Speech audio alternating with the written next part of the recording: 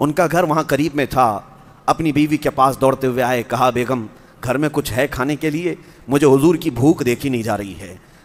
حضور پاک صلی اللہ تعالیٰ، یاد ہے نا آپ حضرات کو جو حاضر باش تھے، ہو سکتا ہے نام ذہن سے نکل جاتے ہوں لیکن واقعات تو یاد ہونا چاہیے کہ ہوا کیا تھا، کیونکہ مجھے سیرت سننے والے بہت سارے احباب نے یہ کہا کہ اتنے نام آپ ذکر کرتے ہیں صحابہ کے لیکن ذہن میں یہ چیزیں رہ نہیں جاتی۔ ہم نے کہا نام اگرچہ یاد نہ ہو، واقعہ یاد رہے، یہ سیرت کا حصہ ہے کہ جب سیرت دہرائی جائے تو آپ کے ذہن میں پھر سے وہ فلیش آ جائے۔ اور غزوہ بنو مستلق جس میں حضرت عائشہ صدیقہ پر تہمت لگائی گئی تھی واپسی کے دوران، وہی غزوہ تھا۔ اس کے بعد ہوا یہ کہ مدینے میں 3 یہودیوں کے قبیلے تھے، یہ بھی میں نے بتایا تھا، ایک بنو قریظہ، ایک بنو نذیر اور ایک بنو قینقاع، یہ تینوں یہودیوں کے قبیلے تھے، اور انہوں نے حضور صلی اللہ علیہ وسلم سے ایگریمنٹ کر رکھا تھا کہ جب بھی مدینے پر کوئی حملہ ہوگا تو ساتھ مل کر لڑیں گے۔ لیکن بنو نذیر جو تھے وہ غدار تھے، انہوں نے وعدہ توڑ دیا تھا، اور جس کی وجہ سے ان کو مدینے سے باہر بھگا دیا گیا تھا۔ وہ بھی ایک جنگ ہوئی تھی۔ انہوں نے حضور صلی اللہ تعالیٰ علیہ وسلم کو کیا طعنہ دیا تھا؟ بنو نذیر نے ایک عورت کو جو عربی عورت تھی اس کا لباس اتار دیا، مدینے میں ننگا کر دیا تھا اس عورت کو یہودیوں نے۔ تو ایک مسلمان جو وہاں گزر رہے تھے انہوں نے دیکھ کر کے یہودیوں کو آر دلایا کہ تم کیسے عرب ایک خاتون کا پردہ چاک کر سکتے ہو، کیسے اس کو بے نقاب کر سکتے ہو؟ تو انہوں نے یہودیوں نے غرور و تکبر میں کہا تھا اس مسلمان کو کہ تمہارے حوصلے بہت بڑھ گئے، بدر میں تم کیا فتح پا لیے، تمہارے سینے چوڑے ہو گئے، وہ مکہ والے تھے، ہم مدینے والے ہیں، ہم کچا چبا جائیں گے، ہم کسی سے ڈرتے نہیں ہیں۔ یہ دھمکیاں تھیں جس کی وجہ سے حضور صلی اللہ علیہ وسلم کے پاس یہ بات آئی تو نبی پاک صلی اللہ تعالیٰ علیہ وسلم اپنے صحابہ کے ساتھ چلے بنو نذیر، اور پھر ان کے قلعے کا محاصرہ ایسا کیے تھے کہ وہ چھوڑ کر بھاگنے پر مجبور ہو گئے۔ یہ واقعہ بھی ہو گیا۔ اب یہ بنو نذیر یہاں سے بھاگ کر کے چلے تو 2 قبیلے اور بھی تھے مدینے میں یہودیوں کے، ایک بنو قریظہ، انہوں نے وعدہ نہیں توڑا تھا، حضور صلی اللہ علیہ وسلم سے جو ایگریمنٹ تھا اس پر چل رہے تھے، لیکن جو توڑ کر کے یہودی بھاگے تھے وہ جا کر کہاں پناہ لیے؟ خیبر میں۔ خیبر مدینے سے تقریباً 200 کلومیٹر کا فاصلہ ہے، وہ یہودیوں کی بستی تھی، وہاں جا کر کے یہ پناہ لے لیے۔ کون؟ بنو نذیر۔ اور جو بنو مستلق، غزوہ بنو مستلق میں بھی جن کو مارا گیا تھا وہ بھی بھاگ کر وہاں جا کر پناہ لی، یعنی سارے دشمن ایک جگہ جا کر جمع ہو گئے۔ وہاں بیٹھ کر کے اب پلاننگ کرنے لگے، اس میں حی بن اخطب، مشکن بن سلامہ بن مشکم، یہ تمام وہ لوگ ہیں جو سردار بن گئے وہاں پر، اور ان لوگوں نے کھچڑی پکانا شروع کیا کہ اب مدینے پر اب ایسا حملہ کریں گے کہ تاریخ یاد رکھے گی۔ اب ان لوگوں نے پلان بناتے بناتے جتنے ان کے حلیف قبیلے تھے یعنی ان کے حمایتی سب کو جمع کر لیا، پھر جا کر کے مکہ کے قریش سے بات کیا کہ ہمارا ایسا ایسا ارادہ ہے کہ ہم مدینے پر ایک بہت بڑی فوج لے کر کے لڑیں گے۔ بدر میں وہ 1000 کی تعداد میں آئے تھے، احد میں 3000 کی تعداد میں آئے تھے، اب ان کو چاہیے تھا ایک بہت بڑی فوج۔ تو مکہ میں جا کر کے جیسے ہی ان یہودیوں نے بات کیا، ابو سفیان تیار ہو گئے اور سارے مکہ کے جتنے قبیلے تھے سب کو دعوت دی اور سب کو لالچ بھی دیا اور سب جمع ہو گئے۔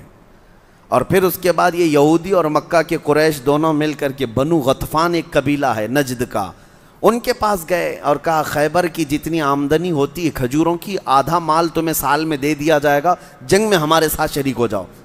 وہ مال کی لالچ میں نجدی قبیلے ساتھ میں ہو گئے، تو کتنے قبیلے ساتھ میں ہوئے جس کی وجہ سے اس جنگ کو جنگ احزاب کہتے ہیں۔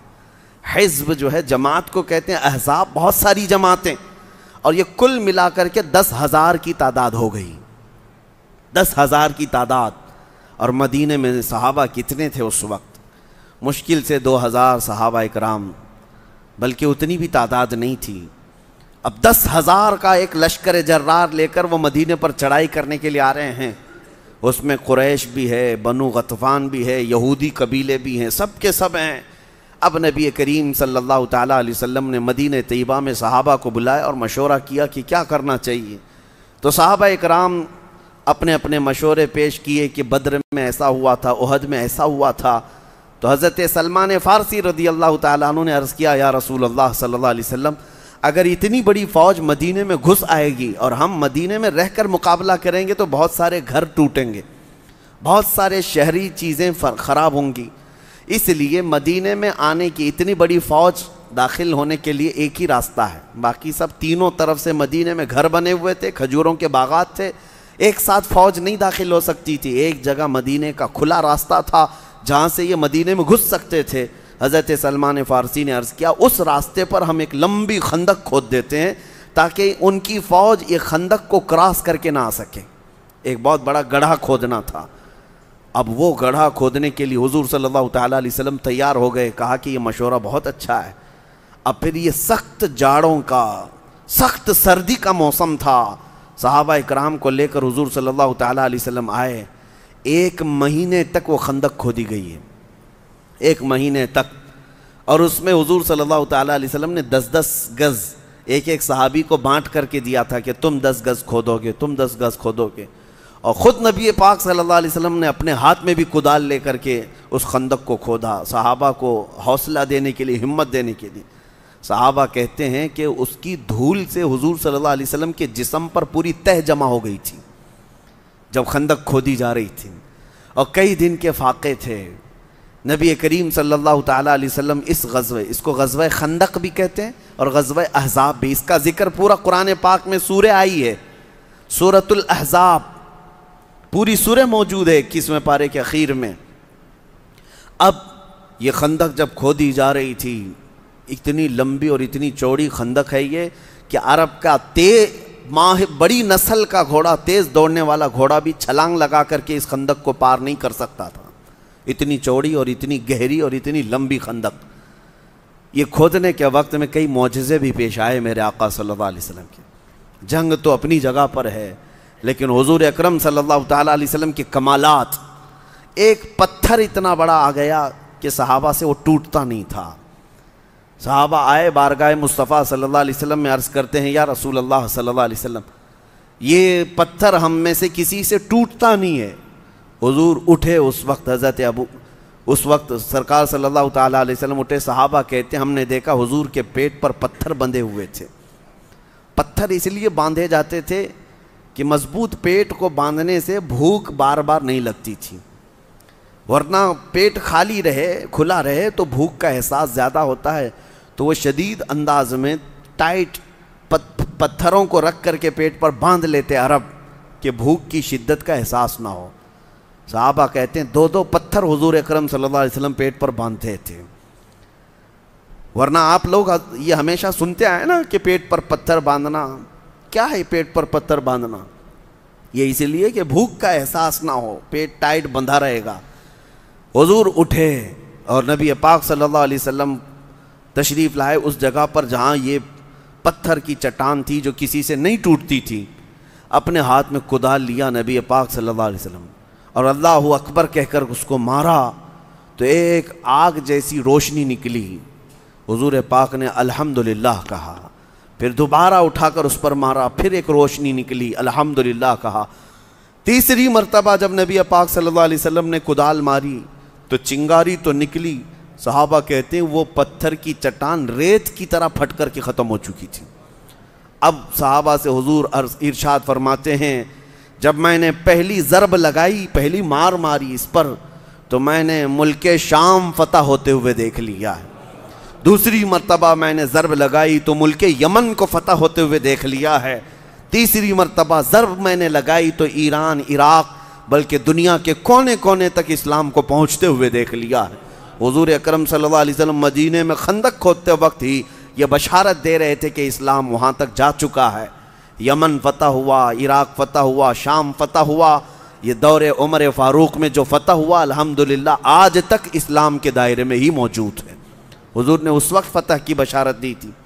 اب اس کے بعد یہ بھوک کا ماحول، یہ فاقہ کشی، اور صحابہ اکرام کو ترغیب دینے کے لیے نبی پاک صلی اللہ تعالیٰ علیہ وسلم صحابہ اکرام اشعار پڑھتے تھے، حضور ان کے لیے دعا فرماتے تھے، حضور اکرم صلی اللہ تعالیٰ علیہ وسلم یوں ارشاد فرماتے کہ اگر اللہ تعالیٰ ہمیں ہدایت نہ دیتا تو نہ ہم میں سے کوئی نماز پڑھتا نہ کوئی صدقہ کرتا.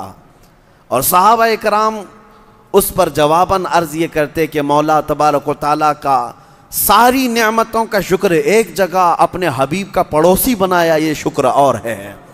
اس وقت یہ صحابہ حضور کا جواب دیتے تھے اور پتھر اٹھاتے تھے اور پھر مٹی اٹھایا کرتے تھے. حضرت جابر رضی اللہ تعالیٰ عنہ صحابی رسول ہیں، ان کا گھر وہاں قریب میں تھا. اپنی بیوی کے پاس دوڑتے ہوئے آئے، کہا بیگم گھر میں کچھ ہے کھانے کے لیے؟ مجھے حضور کی بھوک دیکھی نہیں جا رہی ہے، نبی پاک صلی اللہ علیہ وسلم کا فاقہ دیکھا نہیں جا رہا ہے، گھر میں کچھ ہے؟ بیوی نے کہا کہ کچھ جو ہے، تھوڑا سا جو ہے، ایک سا، جس کو آپ یہاں یوں سمجھ لیں کہ 1 کلو 2 کلو کے آس پاس کا. حضرت جابر نے کہا اس کو جلدی سے پیس لو، اس کا آٹا بنا لو، اور ہمارے گھر میں بکری کا پلا ہوا ایک بچہ ہے، میں ذبح کر کے اس کی بوٹیاں بناتا ہوں، تم کھانا بنا لو، میں حضور اکرم صلی اللہ علیہ وسلم کو گھر لے آتا ہوں. بیگم نے کہا یاد سے حضور اکرم صلی اللہ علیہ وسلم اور آپ کے ساتھ 2-3 صحابہ کو لانا، اس لیے کہ خندق میں اس وقت صحابہ اکرام تقریباً 550 کی تعداد میں خندق کھود رہے ہیں اور سب بھوکے ہیں. حضرت جابر کی بیگم کہتی ہیں کہیں رسوا مت کرنا مجھے سب کے سامنے کے کھانے کے لیے. حضرت جابر نے کہا تم فکر مت کرو، اور وہ جو کا پیس کر آٹا بنائی اور روٹیاں تیار کرتی ہیں، آٹا گوندھ کر کے رکھیں. حضرت جابر رضی اللہ تعالیٰ عنہ آتے ہیں، کان میں حضور سے عرض کرتے ہیں یا رسول اللہ صلی اللہ علیہ وسلم، آپ کا غلام اپنے گھر پر تھوڑا سا کھانا بنایا ہے، آپ تشریف لائیں، ابو بکر و عمر اور کوئی ساتھ میں ہوں، آپ تشریف لائیں. نبی پاک صلی اللہ تعالیٰ علیہ وسلم نے فرمایا جابر جاؤ گھر، میں جب تک نہ آؤں نہ ہانڈی اتارنا نہ روٹی بنانا. اور اس کے بعد متوجہ ہوئے جو صحابہ خندق کھود رہے تھے اور سب کو اعلان کیا کہ اے میرے صحابہ چلو جابر کے گھر میں دعوت ہے. 550 صحابہ سب کدال اور پھاوڑے نیچے رکھے اور حضور کے پیچھے چل پڑے. 1 کلو گیہوں اور اتنی بڑی جماعت. نبی پاک صلی اللہ تعالیٰ علیہ وسلم جب صحابہ کی جماعت کے ساتھ حضرت جابر کے گھر آ رہے تھے، ان کی خاتون دیکھتی ہیں پردے میں اور چیخ مار کر کہتی ہیں جابر تم نے مجھے رسوا کر دیا، اتنی بڑی جماعت آ رہی ہے میرے گھر. حضرت جابر دوڑتے ہوئے آئے اور اپنی رفیق حیات سے کہتے ہیں میری بیگم، اے خاتون تو فکر کس بات کی کر رہی ہے، جن کو ہم نے دعوت کے لیے بلایا ہے وہی ہمارا سارا انتظام بھی کریں گے.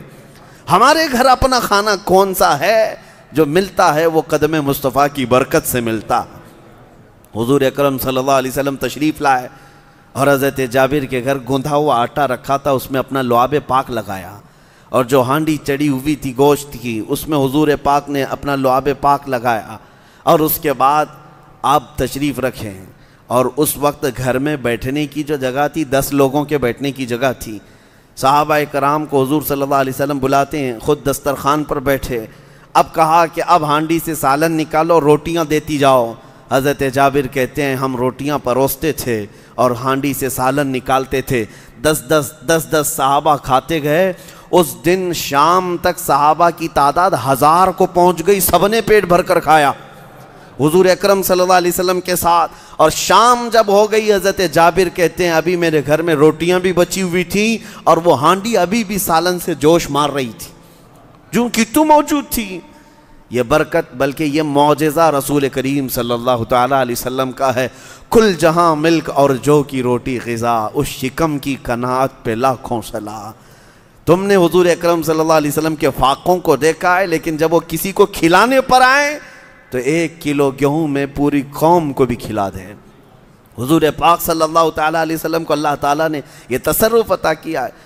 وہاں سے واپس تشریف لائے. صحابہ کہتے ہیں یہ معجزہ ہم نے خندق کے موقع پر دیکھا. اس کے بعد حضور تشریف لائے تھے کہ ایک چھوٹی سی لڑکی دوڑتی ہوئی آئی اور اس کی مٹھی بھر کھجوریں تھیں.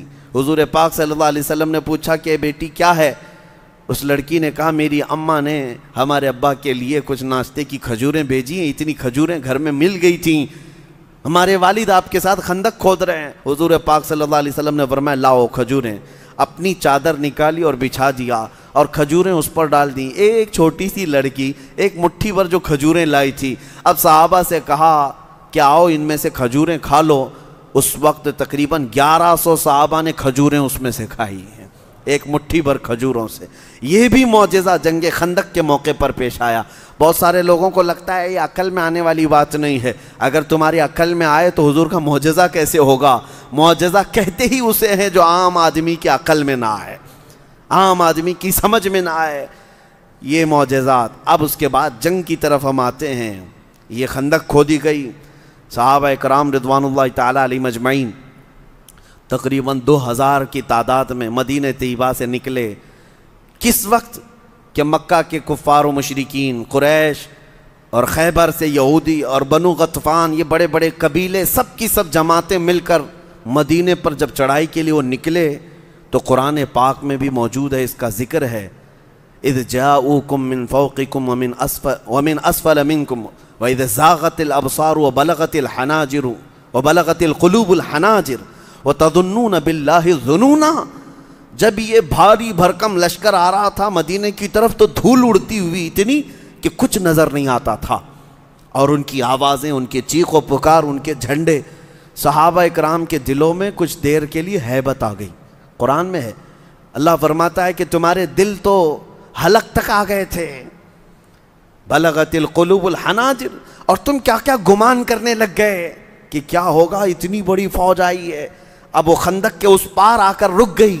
تب میرے آقا صلی اللہ علیہ وسلم 2000 صحابہ کو لے کر جب جبل صلا, ایک پہاڑی ہے مدینے کے باہر, پہاڑی ان کے پیچھے تھی اور خندق سامنے تھا, صحابہ کو لے کر صف آرا ہو گئے. اس وقت ایمانی جذبہ دیکھنے کے قابل تھا. جو صحابہ تھے, جو ایمان والے تھے, انہوں نے دیکھا وَلَمَّا رَأَى الْمُؤْمِنُونَ قَالُوا هَذَا مَا وَعَدَنَا اللَّهُ وَرَسُولُهُ. اہل ایمان جنہوں نے دیکھا اس بھاری بھرکم فوج کو تو وہ پکار اٹھے, صحابہ تو یہ تو وہی ہے جس کا اللہ اور اس کے رسول نے ہمیں وعدہ کیا تھا, اور اللہ بھی سچا ہے اور اس کا رسول بھی سچا ہے. اتنی بڑی فوج کو دیکھ کر کے انہوں نے کہا. لیکن اس وقت جو جماعت میں منافقین بھی آئے تھے, انہوں نے کیا کہنا شروع کیا؟ وہ کہنے لگے کہ ان بیوتنا عورہ, ہمارے گھر کھلے ہوئے ہیں, عورتوں کو بچوں کو ہم کھلا چھوڑ کر کے آئے ہیں, لہٰذا ہمیں اجازت دے, ہم مدینہ واپس جاتے ہیں. ایک ایک کر کے بھاگنے لگے. تو جو منافقین تھے صفوں میں صحابہ کے, وہ بھاگ کر کے چلے گئے, جبکہ ان کے کسی کے گھر کھلے نہیں تھے. طریقہ کار یہ تھا, نبی کریم صلی اللہ علیہ وسلم نے ساری عورتوں کو بچوں کو مدینے میں کچھ قلعوں میں بند کروا دیا تھا, اور اس پر صحابہ اکرام کو پہرے داری کے لیے لگا دیا تھا.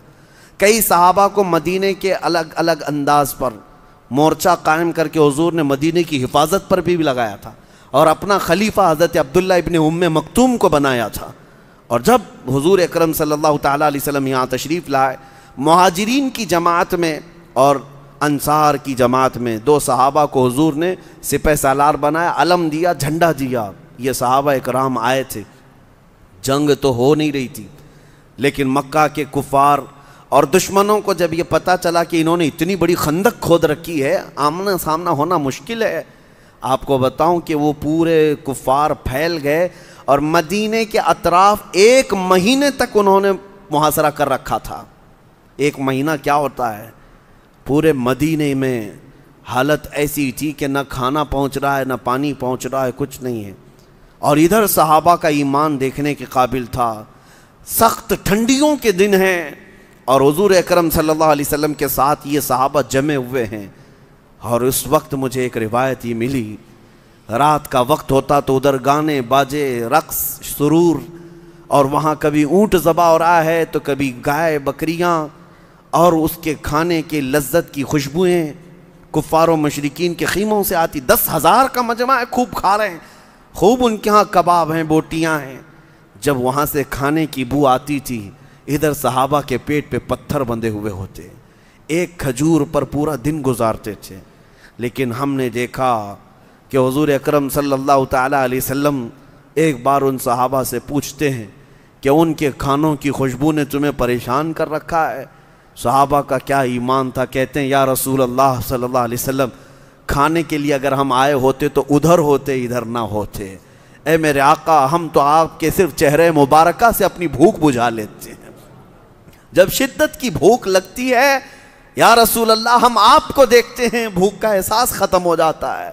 وہ صحابہ تھے جن کو 1 مہینے تک آزمایا گیا، اور اللہ تعالیٰ فرماتا ہے وَزُلْزِلُوا زِلْزَالًا شَدِيدًا، ان کو بہت تیزی سے ہلا دیا گیا تھا، اور اس کے بعد مدد آتی ہے۔ لوگ یہ سمجھتے ہیں آج کہ ہم یہاں گھر سے اٹھے مدد آ جانی چاہیے۔ ارے تم پہلے تو میدان میں کھڑے تو رہو، اور اس کے بعد تمہاری آزمائش ہوگی، اس کے بعد اللہ کی مدد آئے گی۔ وہ صحابہ ایسے ہلا دیے گئے تھے کہ تیروں کی بارش ادھر سے کفار کرتے تھے اور ادھر صحابہ ڈھال سے بچاتے تھے۔ ایک وقت ایسا بھی آیا کہ اس وقت خالد بن ولید انہی کی طرف سے آئے ہوئے تھے خندق میں، اور وہ گھوڑا دوڑاتے ہوئے حضور کے خیمے تک آ گئے تھے، اور وہ جوان آدمی، اور جب حملہ کرتے تھے تو کسی کی دیکھتے نہیں تھے۔ لیکن اس وقت حضرت سعد ابن ابی عبادہ انصار صحابہ میں سے ایسے جلیل القدر صحابی ہیں، وہ ایسے بپھر کر کے نکلے تھے خیمہ رسول کی طرف کہ اس وقت خالد بن ولید بھی سعد ابن عبادہ کی تاب نہ لا سکے اور پیٹ پھیر کر کے بھاگنا پڑا، اس لیے کہ اس وقت سعد ابن ابی عبادہ حدیث میں ملتا ہے کہ اس قدر خون خار نظروں سے دیکھ رہے تھے کہ ان کی نظروں کی کوئی تاب نہیں لا سکتا تھا۔ حضور کی حفاظت کے لیے وہ اس قدر تیزی سے دوڑائے تھے کہ کوئی خیمے تک حضور کے آ نہ سکے۔ وہ صحابہ کیسے حضور پر اپنی جان نچھاور کرتے تھے۔ اور اس کے بعد 1 مہینہ جب گزر گیا، نبی کریم صلی اللہ تعالیٰ علیہ وسلم نے صحابہ اکرام سے مشورہ لیا۔ بنو غطفان جو ہے وہ تو مال کی لالچ میں ان کے ساتھ آئے۔ خیبر والوں نے کہا آدھی انکم ہماری آپ کو دیں گے کھجوروں کی، تم ہمارے ساتھ لڑو۔ اس بات میں تو وہ جنگ میں آئے۔ حضور نے یہ فرمایا کہ ان کا جو سردار ہے میں اس سے بات کرتا ہوں کہ تجھ کو ہم مدینے کی کھجوروں کا آدھا حصہ ہر سال دیا کریں گے، ان کا ساتھ چھوڑ دے، مکہ کے جتنے قریش ہیں اور یہودیوں کے چھوڑ دے۔ تو حضور اکرم صلی اللہ تعالیٰ علیہ وسلم نے یہ ارادہ فرما لیا کہ بنو غطفان کا جو سردار ہے اس سے بات کر کے مدینے کی کھجوروں پر صلح کر لیں گے۔ اب اس بات پر صحابہ اکرام سے مشورہ تھا۔ سعد ابن معاذ، سعد ابن ابی عبادہ، 2 سعد ہیں حضور کے، یہ بہت جلیل القدر سعد ہیں۔ حضور ان دونوں کی بڑی عزت بھی فرمایا کرتے تھے، یہ انصار کے سردار تھے۔ دونوں کو حضور نے بلایا اور کہا کہ میں نے ایسا ارادہ کیا ہے کہ بنو غطفان جو آئے ہیں وہ تو صرف کھجوروں کی لالچ میں ان کے ساتھ آئے ہیں، ہم ان کو پیشکش کرتے ہیں مدینے کی آدھی کھجوریں ہر سال ان کو دے دیا کریں گے، وہ ان کی جماعت سے الگ ہو جائیں گے۔ دونوں صحابہ سنتے ہیں اور عرض کرتے ہیں یا رسول اللہ صلی اللہ علیہ وسلم، اگر یہ وحی آ چکی ہے، اللہ کا حکم ہے آپ کے اوپر اور یہ حکم مصطفیٰ ہے، تو پھر ہمیں بولنے کی مجال بھی نہیں ہے، ہم بولنا نہیں چاہتے، اس کے بعد آپ نے جو فرما دیا وہ حق ہے، لیکن میرے آقا اگر یہ مشورہ ہے تو ہمیں حکم فرمائے۔ حضور نے فرمایا نہیں، وحی کے ذریعے سے نہیں آئی یہ بات، اور نہ ہی یہ حکم ہے، میں تو یہ مشورے کے طور پر عرض کر رہا ہوں۔ دونوں صحابہ کھڑے ہو گئے۔ حضرت سعد ابن ابی عبادہ، سعد ابن معاذ، جو ایگریمنٹ لکھا جا رہا تھا اس کو پھاڑ دیا، کہا کہ یا رسول اللہ صلی اللہ علیہ وسلم، جب ہم کافر تھے تب ہم مدینے کی کھجوریں ان کو لے جانے نہیں دیتے تھے، اور آج ہم مسلمان ہو چکے ہیں، آدھی کھجوریں تو دور کی بات، یا رسول اللہ ہم آدھی گھٹلی بھی انہیں دینے کو تیار نہیں ہیں۔ بنو غطفان اگر جنگ کے ذریعے سے مدینے کی کھجوریں لینا چاہتے ہیں، یا رسول اللہ ہم انہیں کھجوریں نہیں، اپنے تیر اور نیزے ان کو کھلا کر بھیجیں گے۔ جب حضور نے دیکھا اتنا ایمان ان کا ہے، حضور نے اپنا فیصلہ واپس لے لیا۔ نبی پاک صلی اللہ علیہ وسلم نے فرمایا ٹھیک ہے، تم دونوں کے مشورے کو قبول کیا جاتا ہے، کوئی کھجوریں دینے کا فیصلہ نہیں ہوگا۔ اس کے بعد جنگ کا ایک دن ایسا آیا کہ اکرمہ بن ابو جہل، عمر بن عبد ود، یہ بڑے بڑے لوگ تھے، ایک 90 سال کا خرانٹ بوڑھا آدمی ہے عمر بن عبد ود، لیکن اس کے بارے میں کہا جاتا تھا کہ وہ 1000 لوگوں سے لڑ سکتا تھا اکیلا، جو جنگ بدر میں زخمی ہو کر بھاگا تھا، اور اس نے یہ قسم کھائی تھی کہ میں اس وقت تک سر میں تیل نہیں لگاؤں گا جب تک مسلمانوں کو مار نہ لوں گا، اس وقت تک میں کنگھی نہیں کروں گا، یہ قسم کھا کر کے بیٹھا ہوا تھا۔ 5 سال کے بعد خندق میں آیا اور گھوڑے دوڑاتے ہوئے خندق میں کدا دیا، اور 4-5 لوگ خندق کو کراس کر کے مسلمانوں کے پاس آ گئے اور للکارنے لگے اور بڑی بری باتیں کہہ کر کے پکارنے لگے، کوئی ہے ہمارے درمیان مقابلے والا تو آؤ۔ رسول کریم صلی اللہ تعالیٰ علیہ وسلم کے خیمے میں جو صحابہ تھے تھکے ہوئے تھے، 1 مہینے سے کھانا نہیں ہے، پانی نہیں ہے، موسم کی سختی الگ، اس وقت صحابہ کرام تھکے ہارے ہیں، تلوار ادھر سے تیروں کو روک روک روک کر کے تھک چکے. جب ادھر سے وہ پہلوان چیخنے لگے، پکارنے لگے، اور وہ بھی خندق کراس کر کے ادھر آئے ہیں، حضور اکرم صلی اللہ تعالیٰ علیہ وسلم نے اپنے صحابہ میں سے پوچھا کوئی ہے جو اس کے مقابل میں جائے گا؟ تو سب سے پہلے آواز آتی ہے شیر خدا حیدر کرار کی.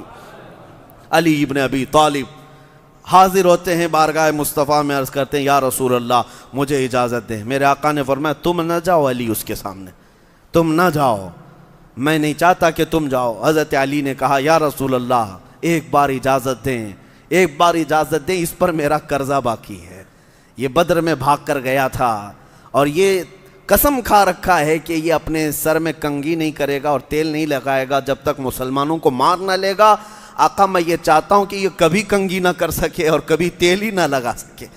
نبی پاک صلی اللہ تعالیٰ علیہ وسلم نے حضرت علی نے جب یہ عرض کیا تو حضور نے امامہ مبارکہ اپنا اٹھا کر ان کے سر پہ باندھا اور اپنی تلوار حضرت علی کے ہاتھ میں دی، جس کو ذوالفقار حیدری کہا جاتا ہے. لے کر کے حضرت علی آئے. عمر بن عبد ود یہ بہت بڑا پہلوان مانا جاتا تھا، اس نے پکار کر کے کہا کہ تم کون ہو؟ حضرت علی نے کہا کہ میں، بلکہ یہ مکالمہ جو ان کے درمیان ہوا ہے وہ عجیب ہے، غضب کا ہے. اتنے بڑے پہلوان کے سامنے جاتے ہی حضرت علی نے اس سے کہا عمر بن عبد ود میں آیا ہوں تیرے مقابل میں، اسلام لے آ جا، اسلام قبول کر لے، میں تجھے چھوڑ دوں گا. اس نے کہا کہ یہ کیسی بات ہے، میں کبھی نہیں قبول کر سکتا.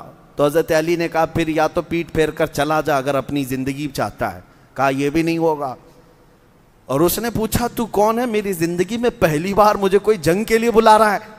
حضرت علی نے کہا میں ابو طالب کا بیٹا علی ہوں، میری ماں نے میرا نام حیدر رکھا ہے، جو کچھار کا شیر ہوتا ہے. اس نے کہا کہ میرے بھتیجے تیرے باپ سے میرے اچھے تعلقات تھے، تو چلا جا، میں تجھے مارنا نہیں چاہتا. حضرت علی نے کہا لیکن میں تجھے مارنا چاہتا ہوں. تو حضرت علی کی ان باتوں سے وہ اتنے غصے میں آیا کہ اس نے اپنی تلوار ماری حضرت علی کے اوپر. آپ نے لوہے کی ٹوپی پہنی تھی زرہ اور لوہے کا لباس تھا، اس لوہے کو کاٹتے ہوئے امامہ مبارکہ کو چیرتے ہوئے حضرت علی کی پیشانی پر تھی وہ تلوار لگی، اور اتنا گہرا زخم تھا جو زندگی بھر حضرت علی رضی اللہ تعالیٰ عنہ کی پیشانی پر وہ نشان تھا. اس کے بعد ایک وار ہی جو پڑی تھی حضرت علی کے اوپر، پھر حضرت علی کا جلال دیکھنے کو تھا. صحابہ کہتے ہیں حضرت علی اوپر پلٹ کر کے، آپ کا ایک لقب ہے کرار، حیدر کرار. کرار کس کو کہتے ہیں؟ پلٹ پلٹ کر کے مارنے والے کو کرار کہا جاتا ہے، بار بار مارنے والے کو. حضرت علی کا پلٹ وار مشہور تھا. پلٹتے ہیں اور اس کے بعد کہتے ہیں عمر بن عبد ود اب میری باری ہے تو خاموش ہو جا. اس کے بعد حضرت علی نے اپنی ذوالفقار حیدری سے جو مارا تو اس کے کندھے سے لے کر کے اس کی کمر سے لے کر کے اس کے گھوڑے تک کو آدھا کر کے رکھ چکی تھی. ایک وار تھی، ایک وار. اور اس کے بعد جو زمین پر گرا تو دوبارہ نہ وہ زبان ہلا سکا نہ سانس لے سکا. کون تاب لا سکے گا حیدر کرار کی ضرب کا؟ کون تاب لا سکے گا وہ شیر خدا؟ اور اس کے بعد وہاں 2-3 کو ان صحابہ کرام نے سلا دیا تھا. حضرت زبیر بن عوام نے ان پر ایسا حملہ کیا تھا کہ جتنے خندق چھوڑ کر کے بھاگ کر آئے تھے سب کے سب بھاگ کر نکل گئے. اب یہ جنگ لمبی چل رہی تھی، طول پکڑ گئی تھی. اس وقت مدینہ طیبہ میں بھی کئی حالات ایسے ہوئے کہ حضرت حسان بن ثابت رضی اللہ تعالیٰ عنہ کو عورتوں پر حضور صلی اللہ تعالیٰ علیہ وسلم نے نگراں بنا کر رکھا تھا. کچھ یہودی ادھر مدینہ طیبہ میں داخل ہو گئے تھے عورتوں کے اوپر حملہ کرنے کے لیے.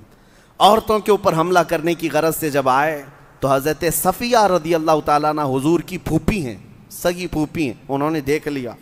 حضرت حسان بن ثابت سے کہا کہ اس کو مار ڈالو ورنہ یہ جا کر کے یہودیوں کو بتائے گا عورتیں خالی ہیں، بچے خالی ہیں. تو حضرت حسان بن ثابت ابھی اٹھ ہی رہے تھے. وہ سوچ رہے تھے میں اکیلا ہوں، ان کی جماعت آئی یہودیوں کی، کیسے ماروں؟ اس سے پہلے کہ حضرت صفیہ خود خیمے کی ایک لکڑی اٹھاتی ہیں، چوب جس کو کہتے ہیں، اور اس یہودی کو جو عورتوں پر جھانکنے کے لیے آیا تھا سینے پر ایسا مارا کہ وہ زمین پر گرا اور اس کا سر کاٹ کر کے جو آئی ہوئی جماعت تھی ان کے پاس پھینک دیا اور کہا خبردار یہ مت سمجھنا کہ یہاں خیمے خالی ہیں، یہ رسول اللہ کی عورتیں ہیں جو تمہارے سروں کو کاٹ کر تمہارے گھر واپس بھیج سکتی. ایک یہودی بھی مدینے میں داخل نہ ہو سکا. یہ ان کی جواں مردی، ان کی شجاعت، ان کی بہادری، جس کی تعریف میں اللہ نے قرآن میں آیتیں نازل فرمائی. ہوا یہ کہ یہ جنگ طویل پکڑ گئی، طول پکڑ گئی تھی. 1 مہینہ گزرنے کو آیا، اور جو مدینے میں بنو قریظہ یہودی تھے، یہ مکہ والوں نے جا کر انہیں بھی ورغلایا، وہ بھی بدعہدی کر گئے، وہ بھی وعدہ توڑ دیے. ایک قبیلہ ابھی باقی تھا نا مدینے میں، انہوں نے بھی وعدہ شکنی کر دی. اب حضور اکرم صلی اللہ علیہ وسلم صحابہ کے لیے کتنی بڑی آزمائش کا وقت ہے. 10,000 سامنے مقابل میں ہیں، اور جو مدینے کی یہودی ہیں یہ بھی وعدہ شکنی کر چکے ہیں. ایسے حالتوں میں اب اللہ کی مدد آنی تھی. ایک صحابی حضرت نعیم رضی اللہ تعالیٰ عنہ، یہ بنو غطفان کے کافروں کے قبیلے سے تعلق رکھتے تھے، اور وہ ایمان لائے تھے بارگاہ مصطفیٰ میں، لیکن کافروں میں سے کسی کو نہیں معلوم تھا کہ وہ مسلمان ہوئے. حضور کی بارگاہ میں آئے، عرض کیا آقا اگر آپ مجھے اجازت دیں تو میں یہ جنگ کا پورا پانسا پلٹ کے رکھ دوں. حضور نے اجازت دی، وہ گئے. وہ بنو غطفان میں بھی معزز تھے، قریش بھی ان کی عزت کرتے تھے، خیبر کی یہودی بھی عزت کرتے تھے. حضرت نعیم نے جا کر ان کے درمیان ایسی چیزیں ڈال دیں، کہا کہ قریش سے کہا کہ یہودی تم کو چھوڑ کر کل رات بھاگنے والے ہیں میدان میں. اور یہودیوں سے بھی انہوں نے کہا کہ قریش یہ چاہتے ہیں کہ تم اکیلے یہاں مدینے میں لڑ کر کے مرو، اور وہ بھی واپس اب جانا چاہتے ہیں. 1 مہینہ ہو گیا، ان کا راشن ختم ہو رہا ہے. صبح ایک دوسرے کے اندر شک ایسا پیدا ہو گیا، سب ایک دوسرے کو دیکھنے لگ گئے کون بھاگنے والا ہے، کون بھاگنے والا ہے. اور اس میں 10-12 لوگوں کو حضرت نعیم خود ہی لے کر کے باہر نکل آئے، اور دونوں قبیلوں کو یقین ہو گیا کہ یہ بھاگ رہے ہیں، وہ بھاگ رہے ہیں. ان کے دلوں میں ایسی چیزیں بیٹھ گئیں کہ بھگدڑ مچ گئی، اور آپس میں قبیلے گتم گتھا ہو گئے. اسی وقت اللہ تعالیٰ نے تیز آندھیاں چلائیں، جس سے ان کے جانور بدک گئے، ان کے خیمے اکھڑ گئے. اور پھر ایسی حالت ہو گئی تھی کفار و مشرکین کی، قرآن پاک میں ہے کہ وہ اپنی جان بچانے پر مجبور ہو گئے تھے. سامان بھی چھوڑ دیا، سواریاں بھی چھوڑ دیں، اور اپنی جان بچا کر واپس بھاگ گئے. اس